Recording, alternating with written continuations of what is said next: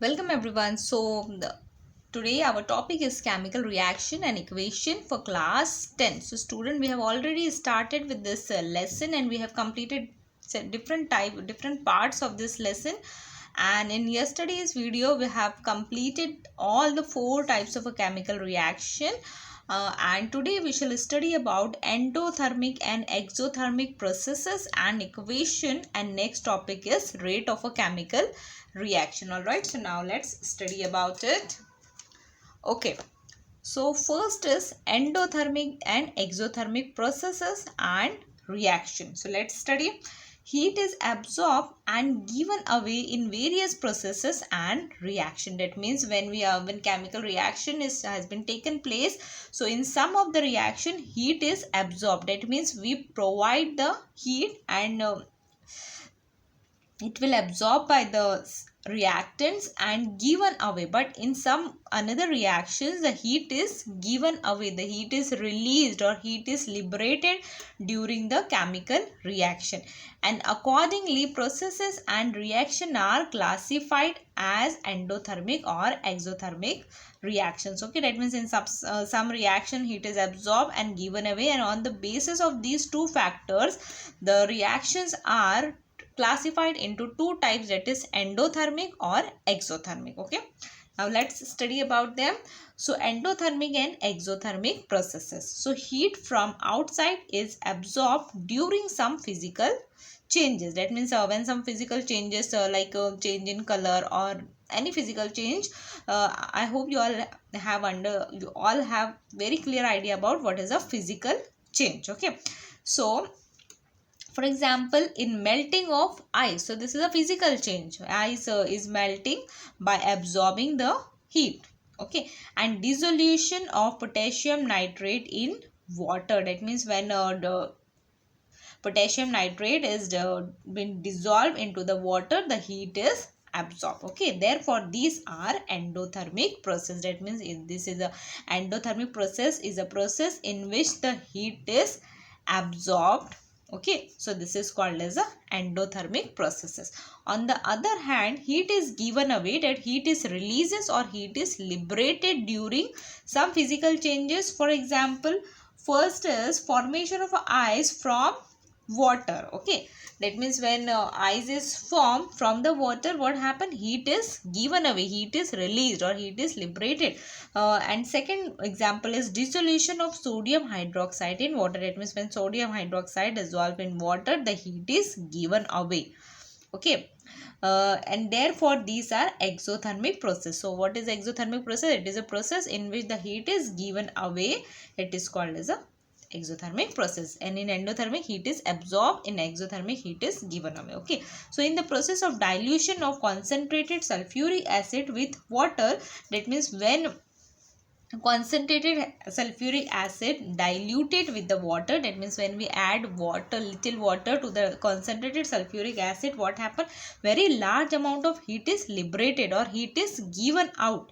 So this is an example of exothermic reaction, okay, in which heat is given out. So as a result, water gets evaporated instantaneously, and if it is poured into the concentrated sulfuric acid, which may cause an accident. So this is very harmful reaction or accidental chemical reaction. Okay, so to avoid this, required amount of water is taken in a glass container, and a small quantity of concentrated sulfuric acid at a time is added with stirring. Okay, and therefore only a small amount of heat is liberated at a time. That means when the concentrated sulfuric acid, or formula for sulfuric acid is H2SO4. So this is very concentrated sulfuric acid, and when we are diluting the sulfuric acid, it is not like that we are adding the any amount of water to this concentrated acid.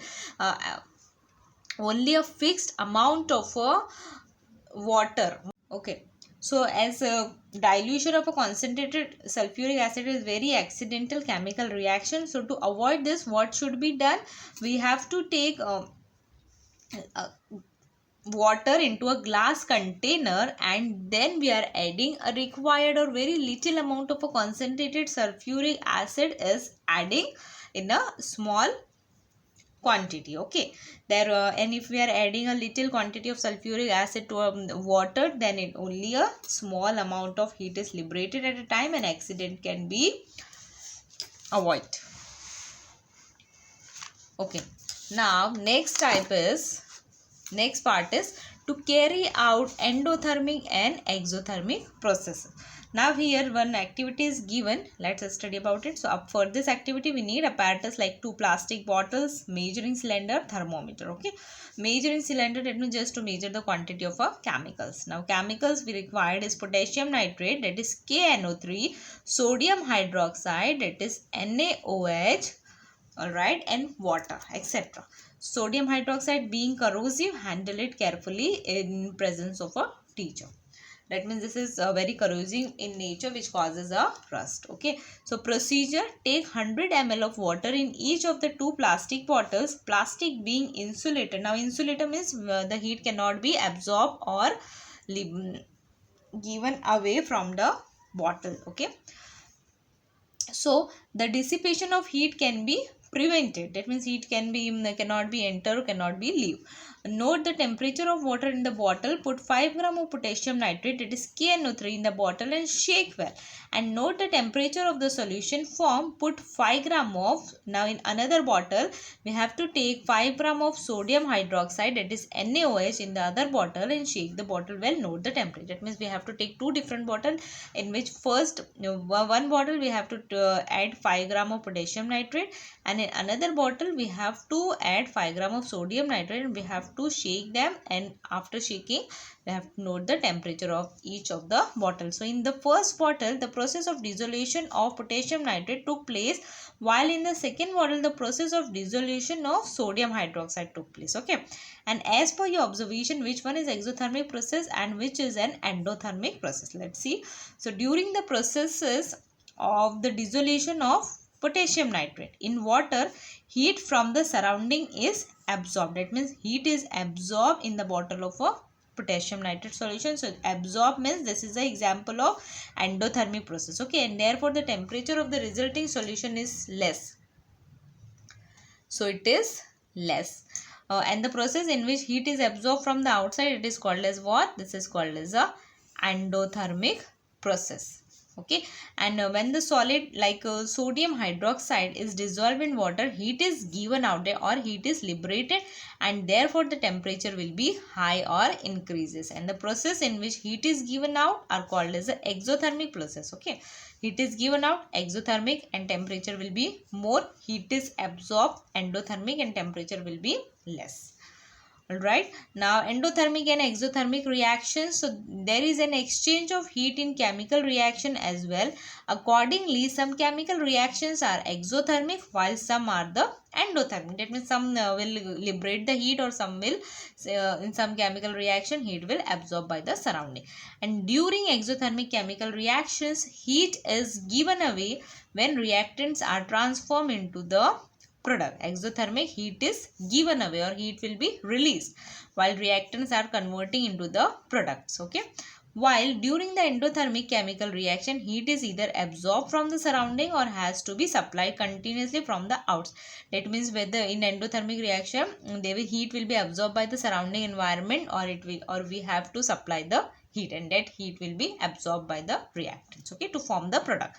Now your examples are given for each endothermic and exothermic. Now for endothermic reaction, we have example like calcium carbonate in solid form. It will absorb heat, or we will provide the heat. So it will be converted into the calcium oxide plus carbon dioxide. Okay, calcium oxide means slaked lime. And here in exothermic reaction, heat is produced here. Okay, so calcium oxide plus water, it will be calcium hydroxide plus heat is liberated. So this is exothermic. So I hope you all have understood the difference between endothermic, exothermic. In endothermic, heat is absorbed, and exothermic, heat is liberated or given out. Okay, now here use your brain power. What is the difference in the process of dissolution in a chemical reaction? Now in dissolution process, the solute is dissolved into the solvent to form a solution, and in chemical reaction the reactants are converting into the product. Okay, And second question is, does a new substance form when a solute dissolve in a solvent? So actually when solute dissolves in a solvent, solution, a homogeneous solution will be formed. Alright. Okay, now next part of the lesson is rate of a chemical reaction. So we have completed endothermic and exothermic. Now let's study about the rate of a chemical reaction. Now here, can you take into account the time required for following processes, classify them into two groups and give titles to the group. Now here some processes are given to us and we have to classify them into two groups. Now here two group, that means here if we will read the first sentence, that cooking gas starts burning on ignition. Okay, that means cooking gas will start burning on giving fire. Okay, on putting fire. So this is a instant reaction, that means quick reaction will take place. So this is instant or rapid reaction. We can say it will be rapid reaction. And if we will read the second sentence, iron particles undergo rusting. So we all know that rusting is very slow process. It will take time to complete the reaction. So this is a slow reaction or slow process. So we will make the two group. First is of rapid reaction or rapid process and second for slow process. Okay. Now third is erosion of a rocks takes place to form a soil. So it is again, it will take a long duration of a time. So this is again a slow reaction. Okay. Now fourth is alcohol is formed on mixing yeast in glucose solution under the proper condition. So this is again, it will take a longer time. So it is slow. Now 5 is effervescence. Now effervescence means bubble.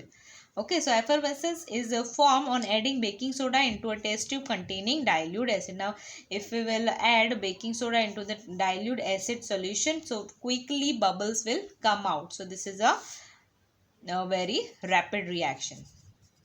Now 6 is a white precipitate is formed on adding dilute sulfuric acid to barium chloride. Now barium chloride means BaCl. Okay, and sulfuric acid means H2SO4. So now when these two mixture will be added to each other, what happened? Quickly a white precipitate is formed. So this is again a rapid chemical reaction. Okay, so it can be seen from the above examples that some reaction are completed in short time, that is occur very rapidly, while some other required long period of a time or long duration for completion, that is occur very slowly. It means that the rate of a different reaction is different. That means some reaction are completed in slow time while some completed in a very rapidly. Okay, so the same reaction occurs at a different rate on changing the condition. For example, during winter, long time is required for setting milk into the curd, while at a higher temperature during summer, the rate of a setting of a milk increases and the curd is formed earlier. So when in winter season, what happens, the curd is to form a curd, it will take a longer period of a time. But while in summer season, when the temperature is very hot or high, the curd is formed very quick or very rapidly. Now let us see the factors which decide the rate of a chemical reaction. That means the factors which decide to rate of the chemical reaction. Now first factor affecting the rate of a chemical reaction. Now rate of a chemical reaction means the factor which affect or which required to complete the chemical reaction, whether it will be slow or fast. Now first is nature of the reactant. That means what is the nature of the reactant, whether it is highly reactive or less reactive. Okay. Now let us see the reaction of the metal aluminium and zinc with dilute hydrochloric acid. So on reaction of both aluminium and zinc with dilute hydrochloric acid, H2 gas is liberated. Okay, that means if we will write the reaction of this, we will get here first is aluminium plus HCl. So what happened? It will form aluminium chloride plus H2.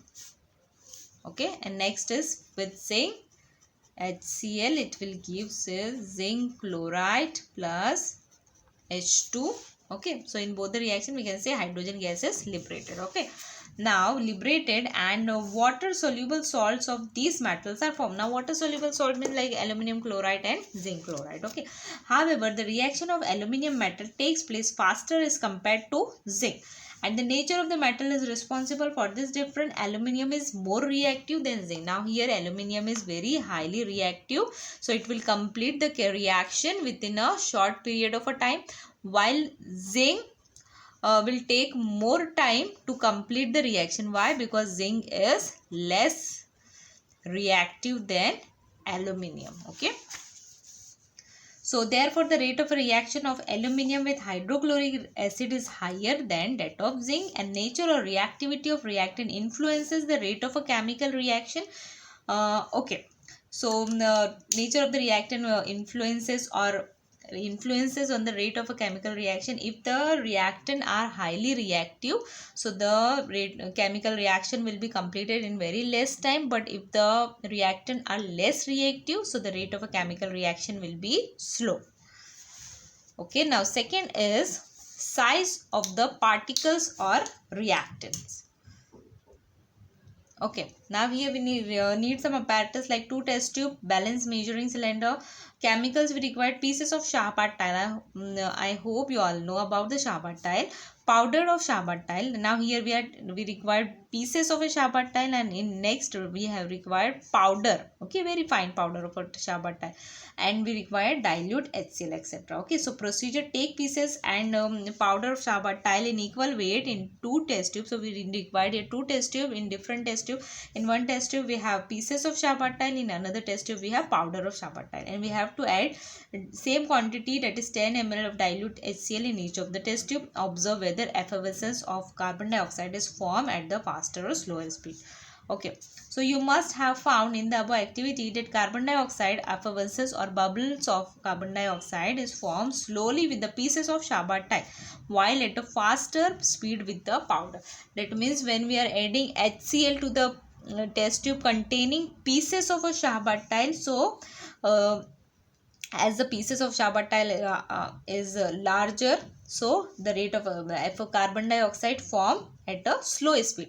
But when we add HCl to the powder Shahbad tile, so what happened? The carbon dioxide quickly form effervescence or bubble. Okay. So the above observation indicates that the rate of a reaction depend upon the size of the particles of the reactant taking part in the reaction. So if the size of a reactant is smaller, the reactant particles, higher is the rate of a reaction. But if the size of a particle is larger, so slower is the rate of a reaction. Okay. Now next is concentration of the reactant. Okay, now let's look at about. Okay. So concentration of the reactant. Let us consider the reaction of dilute and concentrated hydrochloric acid. Now dilute means water is higher in water is there in higher quantity, in concentrated means there is no water. Okay. Hydrochloric acid with calcium carbonate powder. Now here dilute HCl reacts slowly with calcium carbonate, and thereby calcium carbonate disappears slowly and carbon dioxide also liberated slowly. On the other hand, the reaction with concentrated HCl takes place rapidly and calcium carbonate disappears fast. Concentrated acid reacts faster than dilute acid. That means if the solution or if the acids are concentrated, so the rate of a reaction will be faster. But if the acids are dilute, so the rate of reaction will be slower. So this is how the concentration of the reactant affect on the rate of a chemical reaction. Now fourth factor is temperature of the reaction. Now while studying decomposition reaction, we have carried out decomposition of a limestone. So in this activity, the lime water does not turn milky before heating the limestone because of the zero rate of reaction. Now from this it learned that the rate of a chemical reaction increases on increases of the temperature. That means if the temperature, or if we will provide the heat to increase the temperature, so the rate of a reaction or the chemical reaction will complete it in very less time. But if there is no heat, so the rate of a chemical reaction will be zero or will be very slow. Now next topic is catalyst. So what is a catalyst? Catalyst is a substance which increases the rate of a chemical reaction, but it will not take. Okay, so on heating potassium chlorate, that is KClO3 decomposes slowly. That means when we are heating the potassium chlorate, it will decompose. That means it will convert it into, or it will break down into potassium chloride plus oxygen very slow speed. Okay. The rate of a carbochemical reaction neither increases by reducing the particle size nor by increasing the reaction temperature. That means if we will provide the heat to the potassium chlorate, and if the particle size will be reduces, if the particle size of potassium chlorate will be reduces, so it will not increase the rate of a chemical reaction, it will takes place as usual only. Okay, so however potassium chlorate decomposes rapidly in the presence of a manganese dioxide, that is MnO2. So this is a catalyst which we are adding to the which we are using into the reaction just to increase or just to complete the chemical reaction in very less period of a time. Okay, so when we are using this catalyst manganese dioxide, so the rate of a reaction will be increases and it will quickly decompose into the potassium chloride and oxygen. Okay, so no chemical change takes place in manganese dioxide in this reaction. Now the substance is in whose presence the rate of a chemical reaction changes without causing any chemical change to it. That means the chemical properties of the manganese dioxide will be same as it is. Okay, it's called as a catalyst. So the decomposition of a hydrogen peroxide. Now hydrogen peroxide means H2O2. Okay, so the decomposition of a hydrogen peroxide into water and oxygen takes place slowly at room temperature. However, some reaction occurs at faster rate on adding manganese dioxide powder in it. Okay, that means at when we are not using the catalyst, so the rate of a chemical reaction will be slow or at the usual speed. But if we will use some catalyst to come in the chemical reaction, so it will increases the rate of a chemical reaction. It will be completed in very less period of a time. So student, I hope you all have understood today's topic, factors affecting the rate of a chemical reaction and endothermic and exothermic reaction. Okay, so next part of the lesson we will continue in our next session. Thank you all of you.